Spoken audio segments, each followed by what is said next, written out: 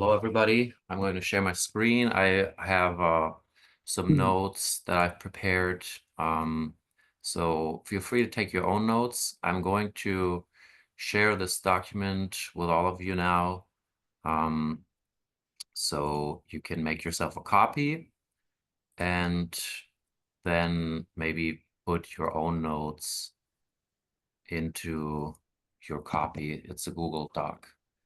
Um, You would just open the link and click on file here, make a copy. And in this way, I already see there's an anonymous goose and an otter. So yeah, make yourself a copy of this worksheet or my notes.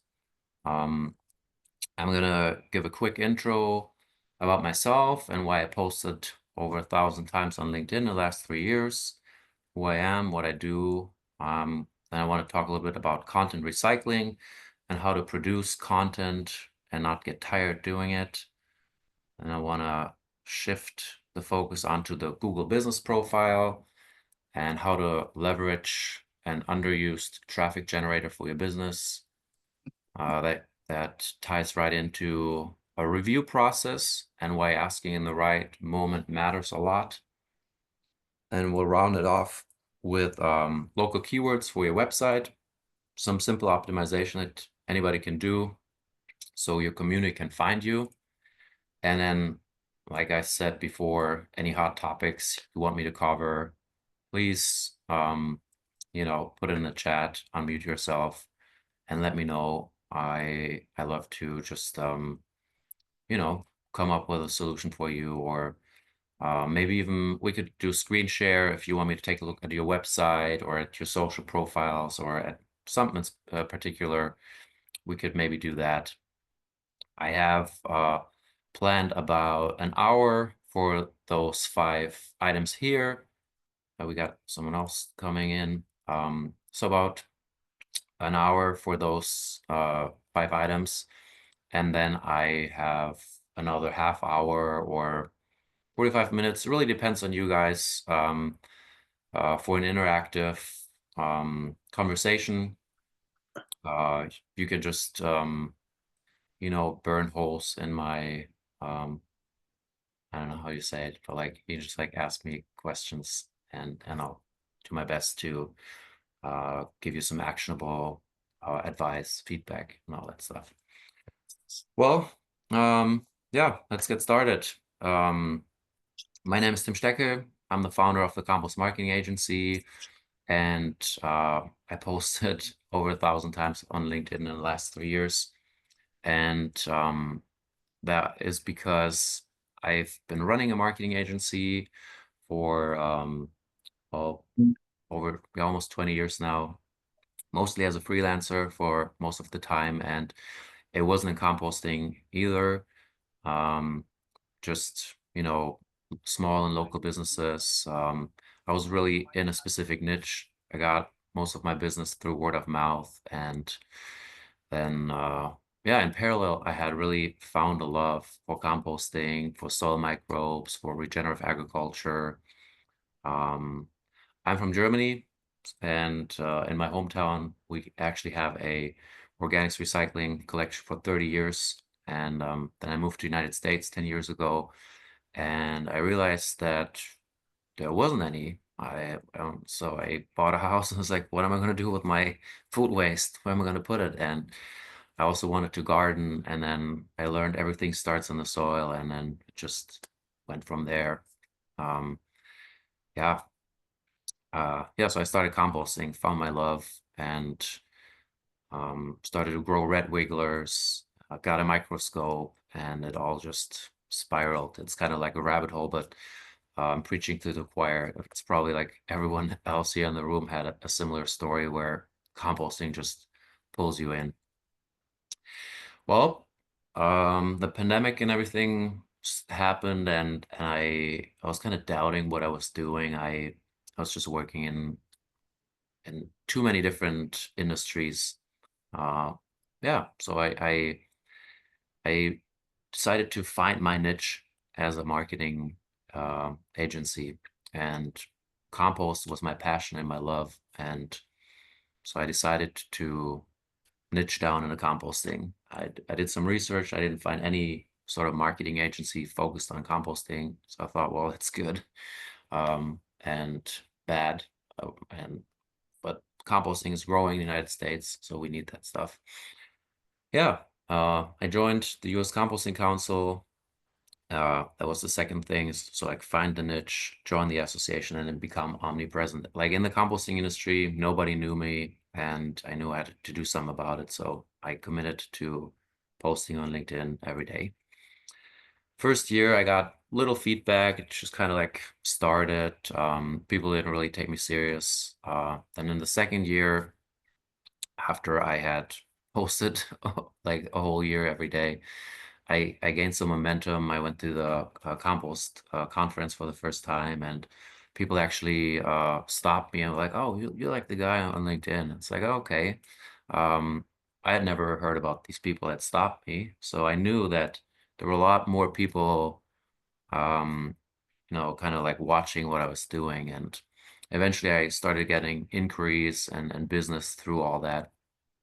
And then in the third year, it really, um, yeah, people started to take me serious. I got a lot of like bigger clients that approached me through what I was doing because I was consistent and present, omnipresent, and I did some live events. I did something called the 30-day compost content challenge twice last year, where I challenged people to post 30 days in a row. Um, and for me, after like doing this for years now, it felt like that it should be easier, but it's actually really hard for people to do it for 30 days in a row. Um, yeah, but that's kind of like my backstory. I work with organizations, nonprofits, some of the USCC state chapters. I've created content for the BPI, work with Green Mountain Technologies, smaller food waste haulers locally, and that's kind of my background. So, well, I have this thing I call it content recycling, and it's really a sort of framework how to produce content and not get tired doing it. Most people really think they need to post every day and like come up with it on the fly, and that gets tiring because people just run out of ideas and energy. And well, we're all organics recyclers, and we know that recycling makes sense, right? So content recycling is kind of the way how content production makes sense. And content recycling is really to repost and repurpose your content. It's a way to fill your content calendar efficiently. It's also to reuse your marketing resources that you already have. It's to redistribute them on other channels. There's like, like new platforms popping up. Others are becoming unattractive. I mean, think of Twitter and there's now it's Blue Sky and there's like all these other platforms. So if you go to a new platform, you don't really have to like start fresh. You can just like take all the good stuff that you've already done and redistribute it to another channel. It's also reconfiguring a piece of content in different shapes and forms.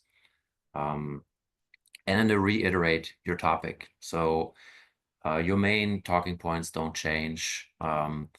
The year has seasons and then it starts again. There's also a cycle, right? It's like as a composter, we will also always have some topics in the spring that come back. We'll always have some in the fall that repeats. There's always the pumpkin drive. You don't have to um, like come up with all this stuff over and over again if you already created it.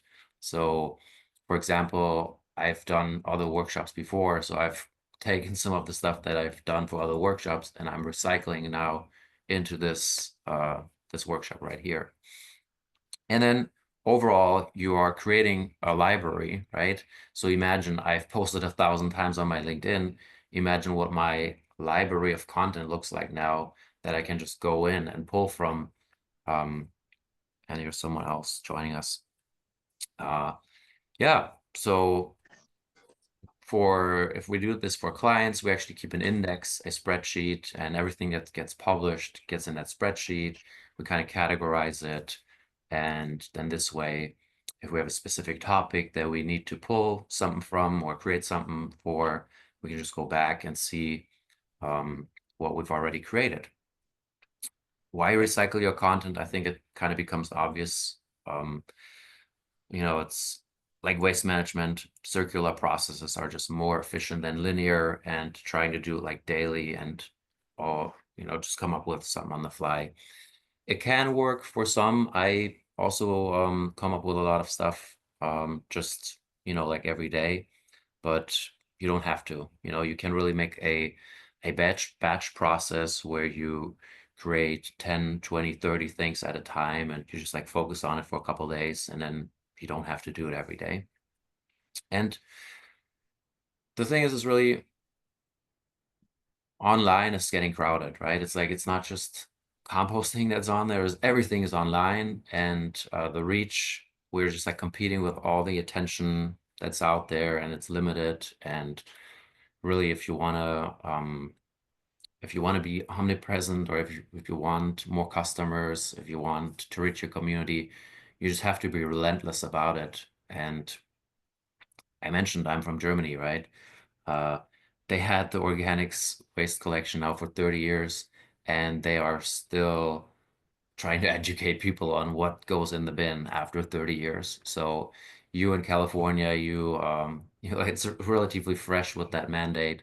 But if you think that, like doing a campaign like this year or next year, and then you like can check that off your list, it's like, forget it. It's like they still deal with contamination issues and what goes in my bin or what can't go. It's a never-ending cycle. So we as composters, we have to be relentless because we are just competing with all the other intention. And if we are not doing it, then who else is it, right? It's then the fertilizer companies will do it, or it's also the convenience that we're like up against. It's like doing nothing, like people just staying in their old habits. Here are some examples of what content recycling could be, right? I'm really a big fan of creating a big sort of thing to start with and then breaking it down into smaller pieces. Um, so for example, if you have or if you record a webinar, it's a great way of creating content. Bring a few people together and record a whole hour, and there will be all these gold moments that you can chop out and get 20 seconds here, 2 minutes here, a minute there. And you have like an hour of production, and you have some preparation. And the other thing is, a lot of people are like scared. Well, if what if nobody attends my webinar? Well, it doesn't really matter. You're recording it and you're recycling it, and you will get it out there. Another thing is like you might have some blog articles. You could summarize a bunch of them into a new one, a bigger one, a more substantial one. You could, uh, transform blog article in a video script and then use that video script to create little videos. A lot of people, um, they're like camera, like a little shy in front of the camera. They don't know what to say, or they're good at freestyling it, but then you start recording and then you end up like doing 10 or 20 takes because you just don't like what you're, like what you've done. So if you do a video script, there's like these teleprompter apps that you can download like for your phone or an actual teleprompter, and you just pop that script in, and if you just read it off the thing, then it's prepared. You can also like prepare it for someone else. So if in your organization you have like other people, right? And you could prepare a script for them, and then boom, here's the teleprompter. Just read it off the thing, and and yeah, it could also be that someone is really good at freestyling a video, then you record that and transform that in a blog article or in something else. So um, yeah, you got that list here. I think you get the idea is um, some people have like old PowerPoint presentations that they have. So there might be like 20, 30 slides in there. You could maybe make a post from each slide, or you could take a few slides and make it into a slide deck. There's also like a form of like sort of post. We have these graphics, slides, reels. Just kind of take this idea and run with it, and essentially create your content with content recycling in mind. And the other thing is that you can analyze your content with each cycle. So what I can do now is I can go back into my analytics and I can see, okay, which posts got the most engagement, where where were a lot of shares. So then I can see what's really working well, and I can take that and reiterate it and do it and post it again and see if it works again. And you can also improve it, like think upcycling, and it's the same thing for like blog articles and any sort of thing that you publish. Um, so, like I said, check the amount of traffic, see if there's economic impact, like are you posting something and then you get actually new subscribers from it, or you get more sales from it, or you don't, is there something you can tweak, and then double down on it. So, yeah, the same as like some things get dated and you want to update it or delete it. Um, Sometimes you can merge things together and just try and make it better. So the thing is really once you kind of you don't have to stick with the idea of that you need to have just-in-time content production. People like think that you something had to happen on that day that you posted, and that's just not the case. Like you can post about things that happened 2 weeks ago, 2 months ago, or last year. If it's relevant to your audience, then that's fine. So you don't need to put yourself in that hot seat where you need to do it every day. So yeah, that's the content recycling process. I want to move on. I could like go on about content recycling and how to create content at scale and in batches for hours. Um, I've actually like created a little course for this 30-day compost content challenge. I've been wondering if I can give you guys access somehow to it if there's like interest in it. It's like a 10-part video course. I'll give you all like free access to it. There's like worksheets and prompts and like like how to use AI and like all that stuff to create more content. But we just don't have the time today to like go in depth. I see there's a question. Okay, SD is interested. Yeah, so I'll put down your email and then I'm gonna give you access to this coursework. It's like I said, it's 10 chapters. Each one is like 5 to 15 minutes. Um, and yeah, it's really how to like get started. There's worksheets and like ideas and all that stuff. It's really I've tried to make it so that you can really just like get into the flow of posting every day, like and keep going. And what I love about posting every day is like really for me, writing is like synthesizing your thoughts. So it's like you think about things, but then by writing them, with the intention to publish it, you're really trying to boil it down and like make it so that people understand it and like find metaphors, find other angles. That's very important. Like guys, you need to you need to shift your angles. You cannot just like do it from your perspective. My motto is to make compost mainstream, right? So we can't just like only talk about climate change or about reducing emissions. We need to find angles for everyone essentially to get them on board. And the good thing is composting has an angle for everyone, I believe. There's like, even if you don't believe in climate change, there's like other reasons as to why people would want to compost or should compost, reduce their food waste. It just makes sense from a lot of angles. So shift your perspective and and that will way you will also like reach other segments that you haven't reached yet. And it's very important. Try to like look beyond what you've been doing already.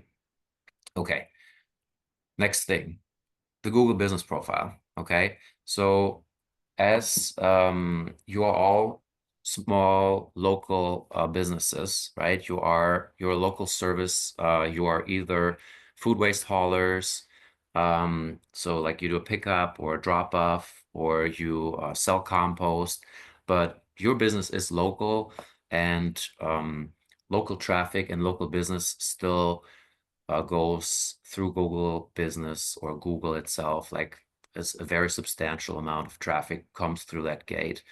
And um, the difference between social media and Google is on social media, you can find people that are like interested in something and you can nurture an interest. But if someone's like looking for something very specific, then it's called a high intent search. It's often still happening on Google. Like someone's like compost drop off, or like I want to buy compost near me. I want to buy compost in XYZ city. People don't really go to Instagram to like put in that search. They still do it at Google. And the Google business profile like drives your ranking locally. Like Google Maps is linked with the Google business profile, and you just need to take a little bit of time to optimize your profile. I see a lot of composters that like it's kind of like stepchild. Like they're like putting stuff on their Instagram, but they actually miss that you can post to your Google profile. So because you don't get likes or anything there, people kind of like forget about it. But if you are posting anything like regularly to Facebook, Instagram, Blue Sky, Twitter, LinkedIn, wherever, you could post that same stuff on your Google profile. So it's something where you can set yourself apart from like Home Depot and Lowe's, because they're not posting about composting on their Google business profile. And I highly, highly recommend that you just take some time to tweak it. You know, there's it's not gonna take you very long. It's like if you invest 2, 3 hours or something, um, then like the effect that you'll get out of this long term just is like very cost efficient, you know. Um, a lot of people just forget about it. There are tools where you can actually post to your Google business profile and your social media at the same time. It's integrated. It's the same kind of interface. But if you're not using something like this, copy the text, the caption, the graphics, or the video, and post it to your Google profile. It puts you on the local search, and local searches are linked to the Google business profile. You have the top three, and then you have the maps where you're present, and we could like look at any of your guys's profiles later when when we're doing the interactive part. Um, and I could just give feedback like for one of those as an example. There's like space to add your services. There's like space to add descriptions, and that is where you can really put all your keywords in, and this is how you get found. Yeah. And then the most important part really, once you have done that sort of like base level optimization for your Google business profile, is to collect reviews. And that's the next part. So a review process and why asking in the right moment matters a lot. So let me just tell you a quick story about Kairos. Um, Kairos is a Greek god, and he's naked. He is very oily, and he has a long ponytail. And chirology, or is essentially to find the golden moment where you can take the opportunity. The saying like to take an opportunity goes back to Kairos and trying to grab him by his ponytail, because like his body is very slippery and oily and it's hard to grab him. But if you can manage to grab him by his ponytail, then he will grant you the perfect moment for an opportunity to ask, and Like children often have this like intuitively where they kind of like gauge, can I ask my dad or my mom now, or is like a bad timing? And that's like what you need to find. You need to find that gold moment in your customer interaction. Um, and I told you when I started that I was selling red wigglers, right? I sold them locally here in Cleveland, and I didn't ship them. I was really just doing this because I wanted to see how many people I could inspire to start vermicomposting at home. And I made a point of asking every single customer at the end of the transaction. I was like gauging them. It's like, are they happy? They were like pretty much all happy because we were like talking and they're like happy to have a local source of worms. I was like, okay, now is the right moment because we just had a transaction. They're happy. I have like a personal rapport with them. I can look them in their eyes and I'm gonna um do my ask. And the ask is always about the mission, not about the business. I never say, hey, can you leave a review so I can like sell more worms, It's really about, hey, can you leave a review so other people can find me, so other people can start composting. It's about the mission. It's about reducing food waste. It's about recycling it. So make it mission based, find the right moment, and then ask. And the thing is, why you need to do that is because if you don't ask, you won't get as many reviews. I don't know if you're familiar with Rust Belt Writers here in Cleveland. Um, they have like hundreds of customers, right? But they didn't have a process to ask people for a review. So me as like a one-man backyard vermicomposter, I had more reviews than they had because they weren't asking. And for every ask that I had, I I got essentially I had a 50% success rate. Yeah. So everyone says, yes, I'm gonna leave you a review. And then every second will follow through. And it's not like that they're like lying to you. They just forget about it. So if you make a point of like asking again, you can probably get that up. But keep that in mind. Like if you ask everyone, you should get like every second person will give you a review. So if you have 100 customers right now, you should have at least 50 reviews in your Google business profile. And that's why I put this here. It's very easy to tell if a business has a process and embraces it because I just need to look at Rust Belt Writers, like review count, see how many customers they have now, and I can see, okay, is it working? So it's like I can look at any of your guys' business profile now and see, hey, did they actually make an effort in collecting these reviews? And why it's so important is because these reviews compound over time. So some people here might not even have that many business transactions every month.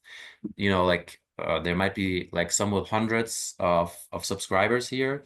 There might be some that are like consultants and they only have one or two customers, then it's even more important to ask because the difference between asking and not asking, when you look back a year from now, is really, 50% of all the customers that you had would have left a review if you're doing it right.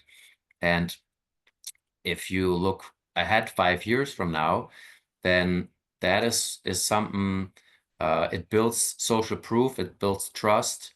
Um, it's like people do look for the reviews.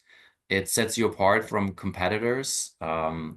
It really cements your local base. So that's why it's very important to make it a process.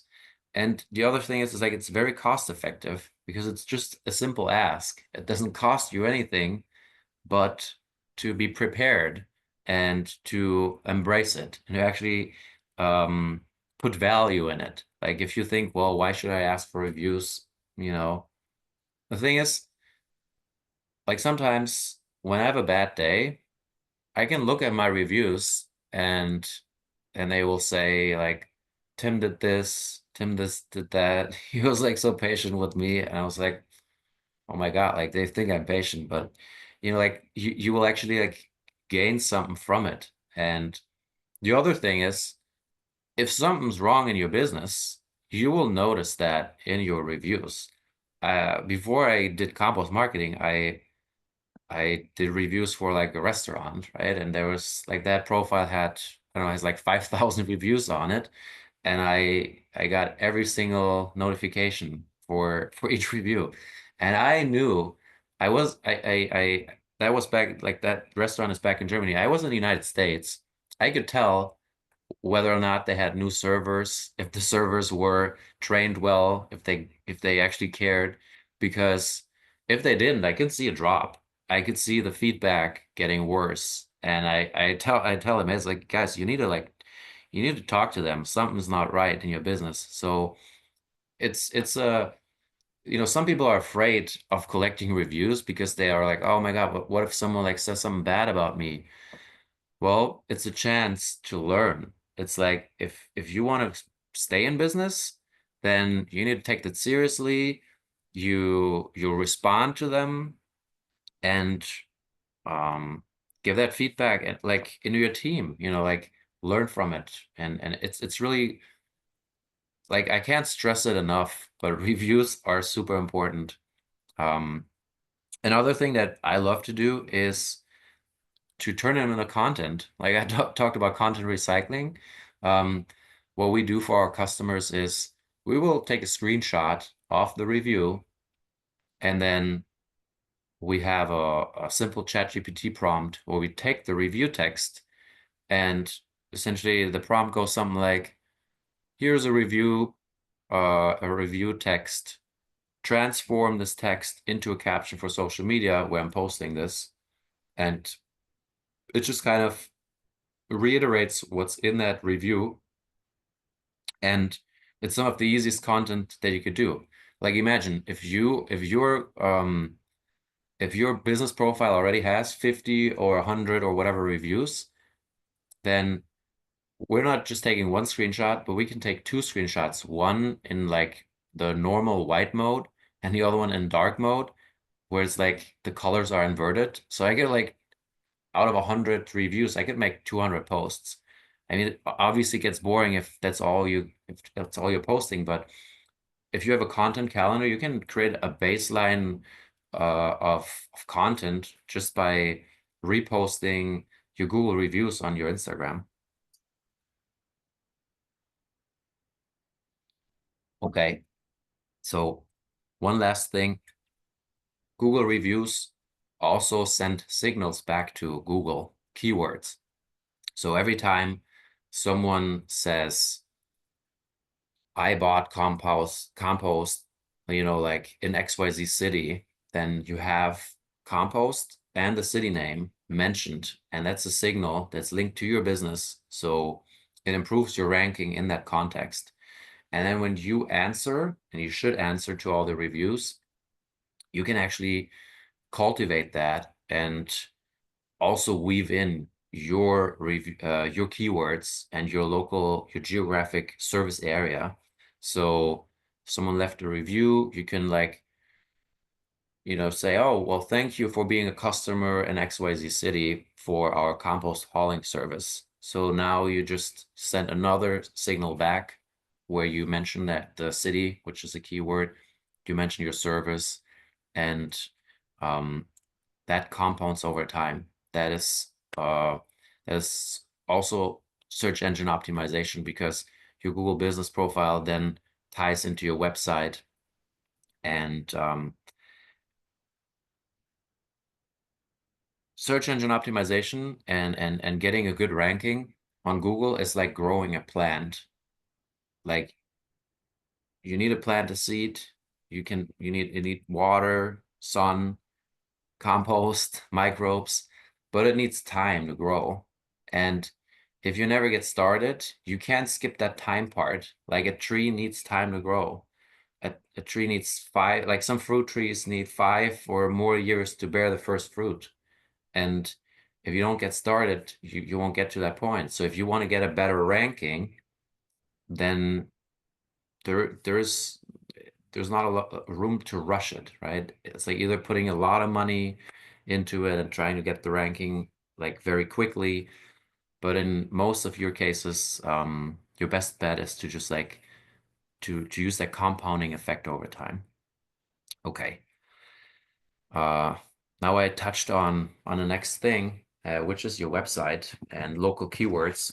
And it's something that I see over and over and over again.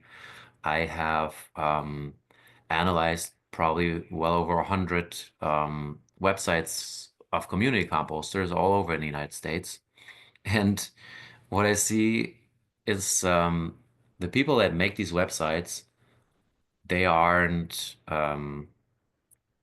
they aren't like really trained in SEO or in like website building. You know, like building a website now these days is like easier than ever.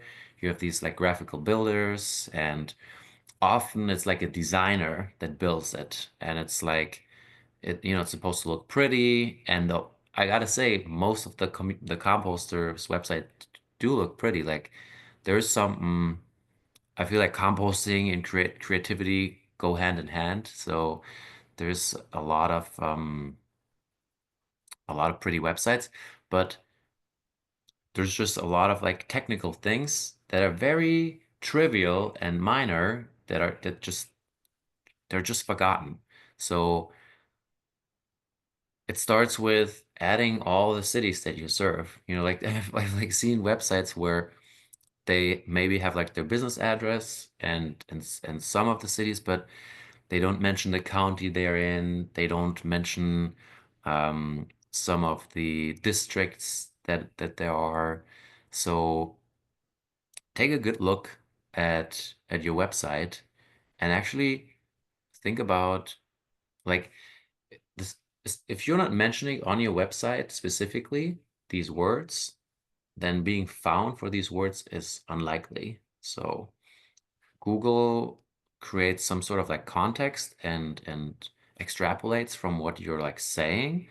But if you're not saying it specifically, then it's you won't get found for it. So that's another thing. For example, it's this dirt versus soil situation, right? So here in Ohio, people often say dirt when they actually mean soil. For us as composters, like if someone says, "Oh, I'm gonna get my dirt," then we have this like reactions like, no, no, no, like dirt, that's lifeless soil. Like we're not growing in dirt, we have soil, you know? So that's technically true. Like dirt isn't soil. There's a big difference. And I'm not selling dirt. Like we're not selling dirt, we're selling soil. Um, but if people are searching for dirt when they actually mean soil, and we're not talking about dirt on our website, then these people that are like looking for dirt when they really mean soil won't find us. So that's like something you need to keep in mind. It's like you need to iterate your keywords, right? Like don't get tunnel vision. Some people have like a very specific way of describing what they're doing because they're like scientific or like, so but that might be just a very small segment of the people that you could reach that use this language. And if that's the only language that you're using, then you're missing out on a lot of potential searches. And with the website, it's like similar, to that tree analogy. It needs to grow. You need to have it on there so that eventually you can get those rankings for keywords that are kind of like mean the same. Here's a link. Um, it's to the SEO party with Rust Belt Writers. Uh, that we like recorded this. It's a I don't know, an hour and 15 minutes. Rust Belt Writers, they're like a food-based hauler, but they also have a soil brand where they blend soil. So they have both ends.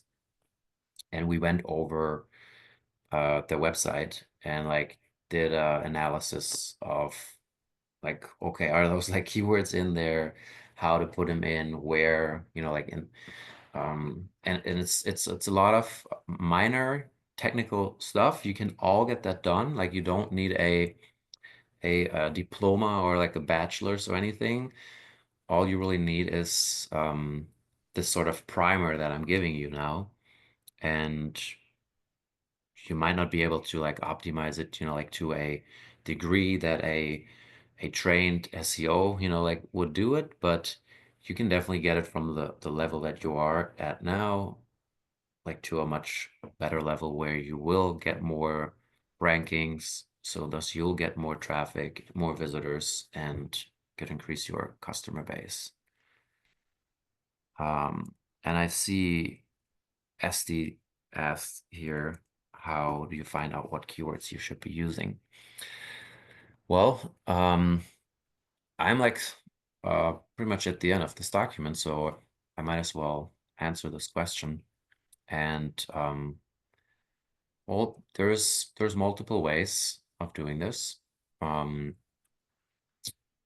Start with like a document and or a piece of paper, and then write down the things that you're doing, and then um, I like to make clusters. So if you're thinking about structuring a website and keywords, then you want to think in terms of like a parent or kind of like an umbrella term, and then what goes under this umbrella. So for each of you, you probably have multiple different umbrellas, and then under it, you have what belongs to it. So if you've ever like looked at like a scientific study or some sort of like scholar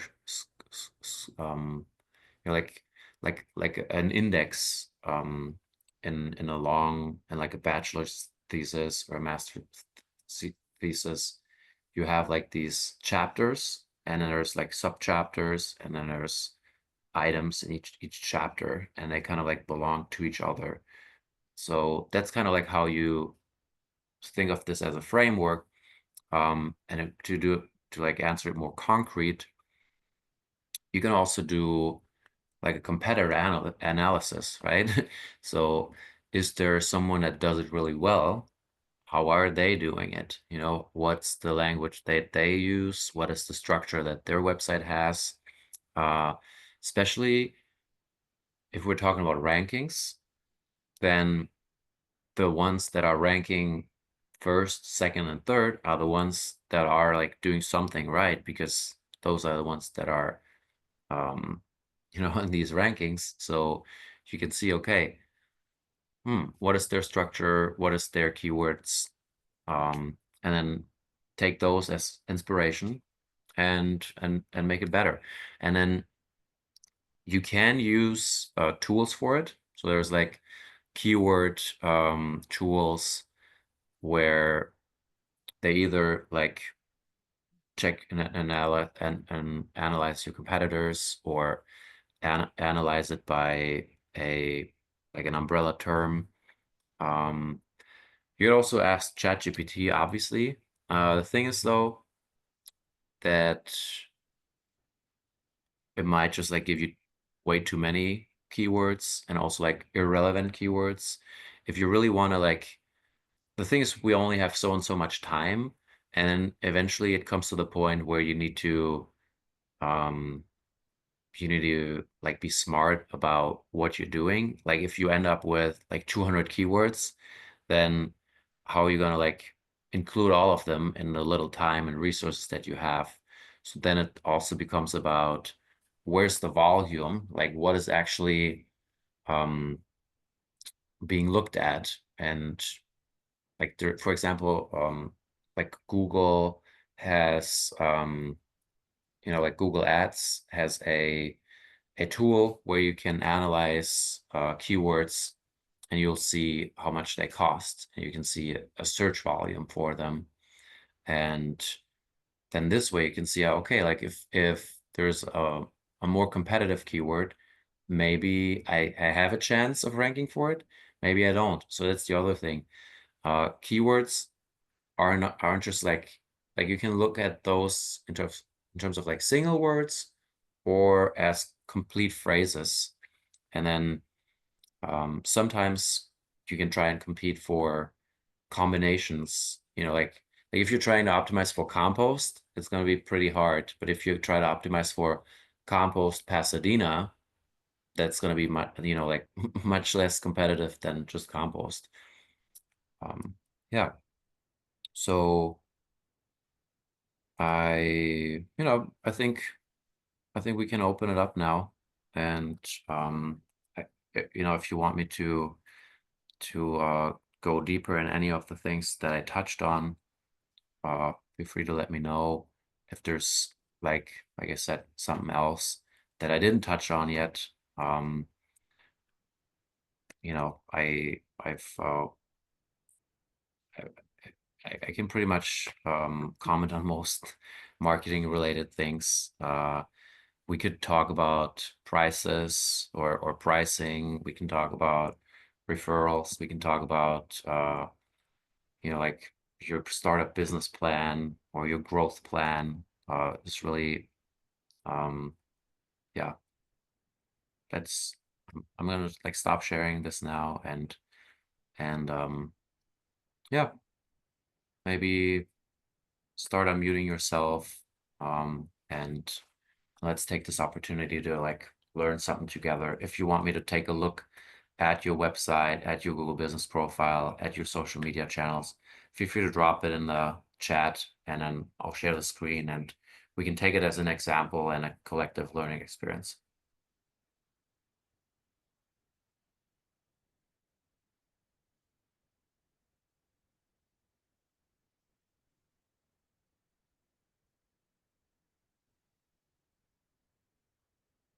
Okay, I see that Courtney put the acc.org in the chat.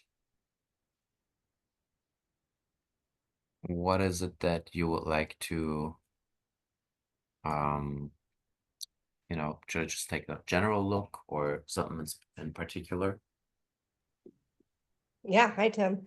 We're in the process of getting a facelift on our website. So right now we've just kind of redone the logo to look a little bit cleaner, the color schemes, and some of the organization of the pages.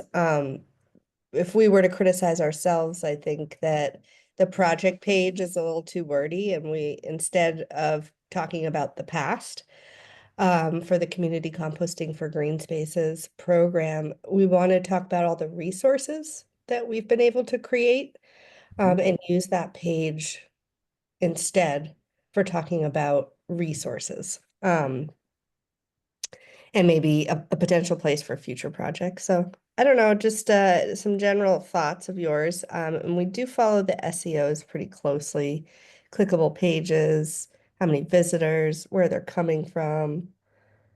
Um, Yeah. Yeah, thanks. Yes. So we have the website here, logo. So in terms of the content on a website, right, there's always a balance between optimizing it for the user experience and then the search engines. But generally speaking, if it's good for a user, then it's often also good for the search engines, um, because if users are actually like spend a lot of time on your website, then the search engines will also like take notice, right? If someone like does a Google search and goes to your website and then only spends 5 seconds on it, then Google also like realize, okay, well, that wasn't what they were looking for. But if they spend a lot of time on it, then that's a good signal.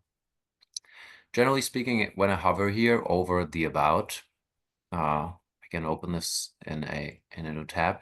You see here it just says about, and ideally this should be, about California Alliance. So like there's multiple things that you know where you can t do like tweaks that are fairly simple. And one of this is the URL structure of the website. So if this is just about, then there's very little context as to who this is about. So if you add, you know, CA Alliance, then you're actually adding more context to that page.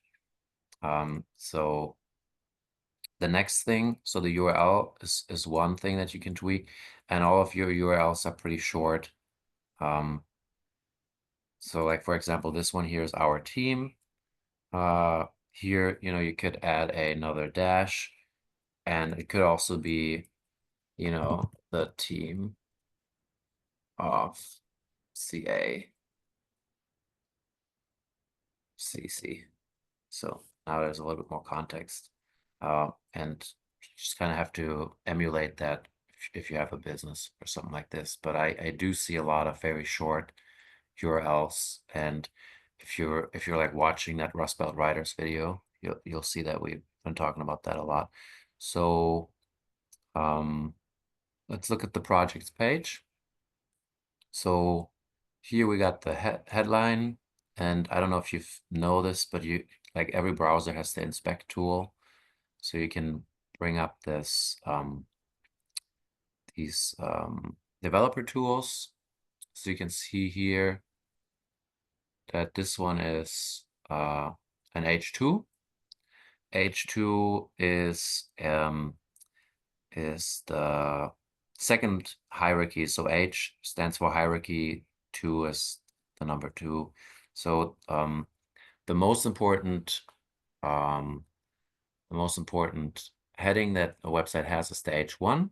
So if this is really the primary one that you have. So this should ideally be an H2.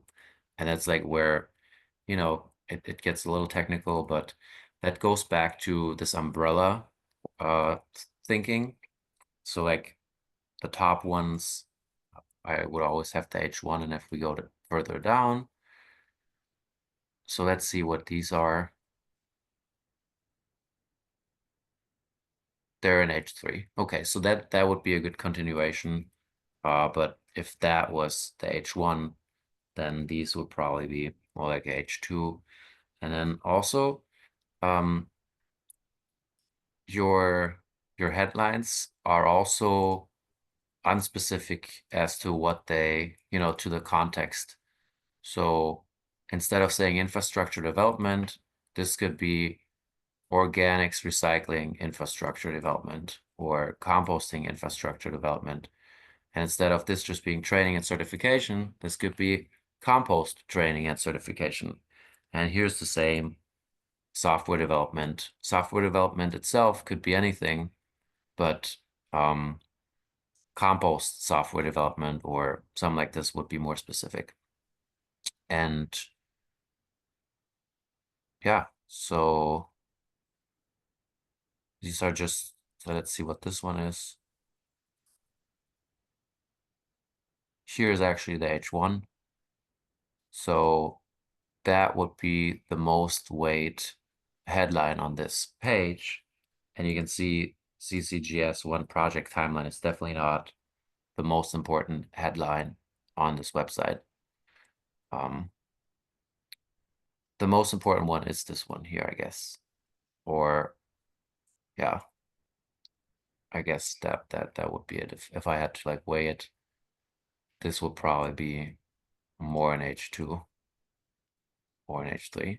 So does it kind of make sense what I'm referring to, like like if you actually go back to my document here, I'm using these headlines here as well, right? So this one here is a H1, okay? And then here you can see H1, and like I've been using and then here's an H2 because this one belongs to this one. So here's content recycling.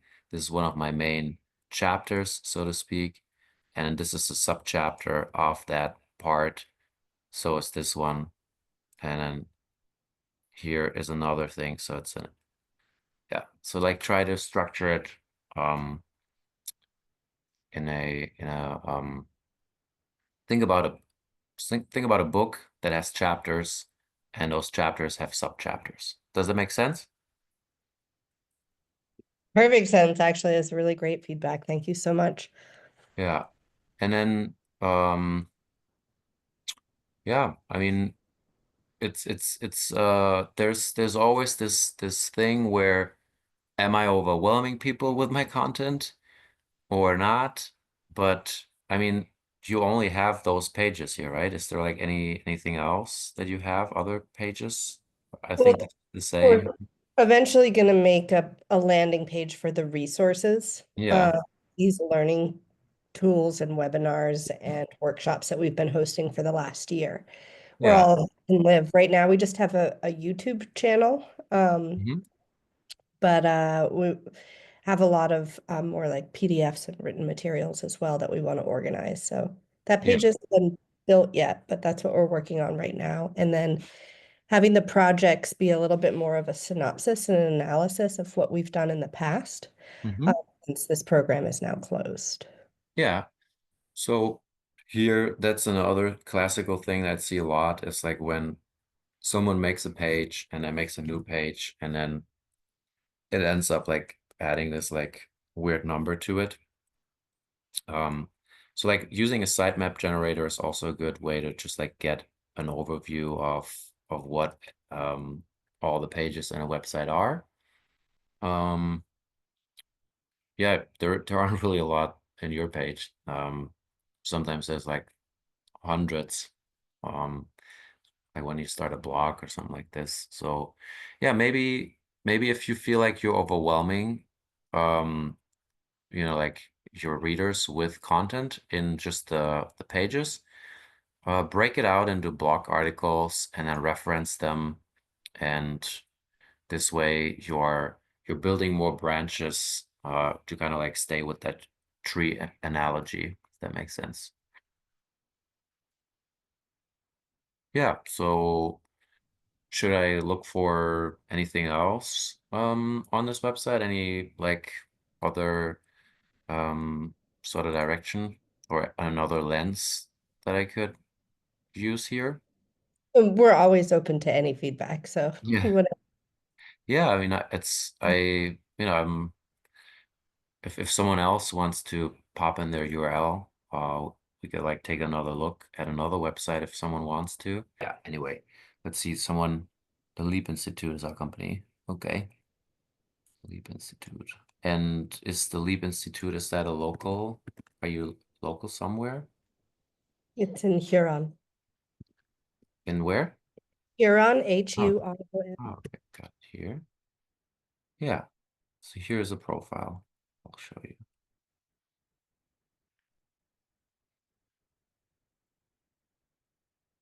So here we have that profile, and you can see it says own this business. So this means that this was automatically created, and it seems like you haven't claimed this yet. Um, so yeah, I would recommend that you claim this listing and then you can add to it and like start taking care of it. Essentially use this um, as a yeah, like I said, to collect reviews and um, to talk about what you're doing. And I mean, like for this query, obviously you're like the first, it's the first hit, but there might be other searches where this website shows, like on page 2, 3, 4, 5. And if you're claiming this listing and start to add some of the things that you're like talking about on this website, you'll improve the ranking for other search queries. Does that make sense?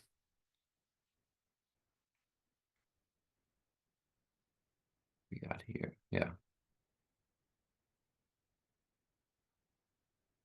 So yeah, who was this? Who shared this in the chat?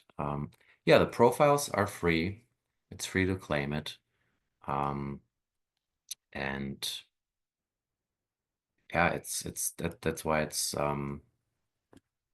very cost effective to take care of it. And yeah,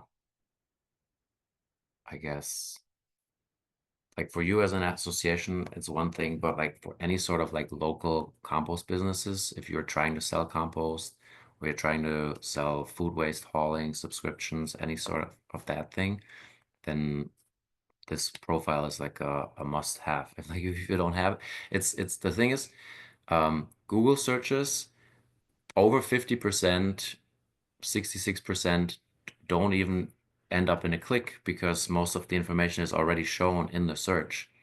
And one part of that is the Google Business Profile. So if you're putting time and effort into your website, but nobody's actually clicking on the website because Google, like structures their search in a way where they're trying to show everything right there in place, then you're missing out on this opportunity to get visibility. Um, like we could do another search to just kind of demonstrate this. Um, what sort of like do you have a member compost service? What kind of city should I type in? Do you have a Could do Eureka. Eureka?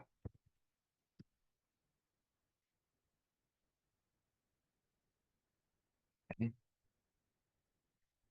So first one is an ad, and we got full circle compost, full cycle, local worm guy. Yeah. So there's no business profile here that comes up. Let's see if I did just that. See, so now you see that it like has this AI stuff. They're like really trying to show you a lot of things. And well, I guess there's not a lot of competition for this one here. And Arcada, CA, good. So they have that's well done. It's probably the H1 here. Um, yeah. Let's do another one. Let's tweak this a little bit and stay with Eureka. Let's say buy compost. Eureka. Okay, so here we go. See, so the first thing that we see now is the maps. Let's do California. So we got a materials store, and then you have these things here. Pearson's Garden Shop, landscaping materials, the tea lab. We got those shopping ads, also popular. And then so it's like a lot of other things that come, before you can actually see the websites down here. And one of the first things is this maps thing. And to be in this maps and in these searches here, these are all Google Business profiles. So if you had a profile as a compost business, if you like look at who has one, then that should come up here. So I don't know if the company that we just looked at is actually selling compost, but they're nowhere to be found here, right? Like if we do compost service, then they'll get fined. Eureka. I wonder if they sell compost. Does anybody know this? Buy compost, right? So they're selling compost, but they're not being found for this thing. And it's probably because they don't have a Google business profile. So for a compost service, like a pickup service, like you can see that's bold here. That's what that's picks it up. But if we go to the other end, buy compost, then no visibility. So now that garden shop has visibility. I don't know what that tea lab is. This landscape materials place has visibility, a nursery, and yeah, they're just pretty much invisible for the search. That's what I'm trying to stress with. You need to cultivate and have this Google business profile because before your website might even show up somewhere here. So here are they. Here, like, so like if we go back up, there's like, here's 3 hits where you can directly call. You see when they're open. We got this one, then we got the shopping ads. So like before anybody will get to this point here, they've probably already made their decision on like, or like they're like already distracted looking at all these other things. So that's why it's so important to have this profile and care for it a little bit, because in the end, it doesn't take a lot of time. It's free, and that's where those high intent searches are. Like if I wanted to buy compost there, that's what I was, would be like looking for ish, and that's what I would see. Yeah.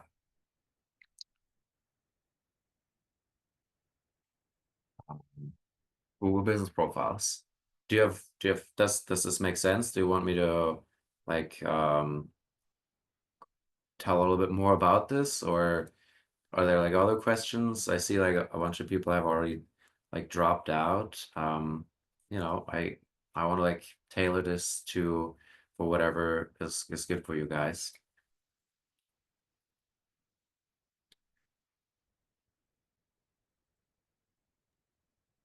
I think that's good, Tim.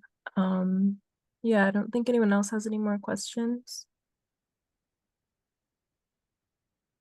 Great. Well, um, yeah. I mean, um, if you guys, I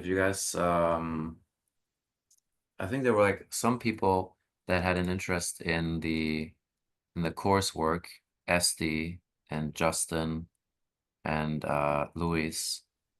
So I don't have their contact. Is there like a way for you to maybe connect them with me so I can hook them up with the coursework, or how can we do? Yes. Yeah, I can send you their info. And then are we good to share the Google Doc that you shared with people? Yeah, yeah, that's like like I said, make yourself a copy, and there's like the coursework that I have itself has like also a lot of other documents that are included there. So I'd be happy to make this available to you guys. Okay. Sounds good then. Thank you so much, Tim. This was really great and really insightful. Really appreciate it. Yeah, I appreciate the opportunity, to talk about compost marketing. I think um, it's part of our mission. Um, the soil microbes can't talk. We kind of like needed to do it for them, and there's a lot of work to be done still. So yeah. All right. Well, thank you. Yeah, you're welcome. And Courtney, if you want to like if you want to have any more like specific feedback for your website relaunch, feel free to send me an email or like reach out. I'd gladly give you a little bit of extra We some would really specific appreciate feedback. that.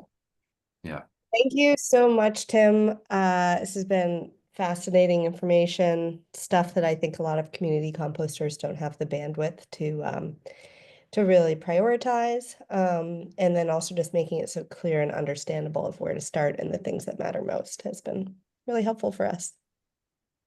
Thank you. I think because the bandwidth is so low, implementing the review process and taking care of the business profile is really something that anybody could find a bandwidth for and get the most out of it, especially if you look at this in the context of like a year or like 2 or 3 years, and yeah, very, very important. Okay. Well, thanks for the opportunity to be with you guys, and yeah, have a good evening. I'm gonna stop the recording and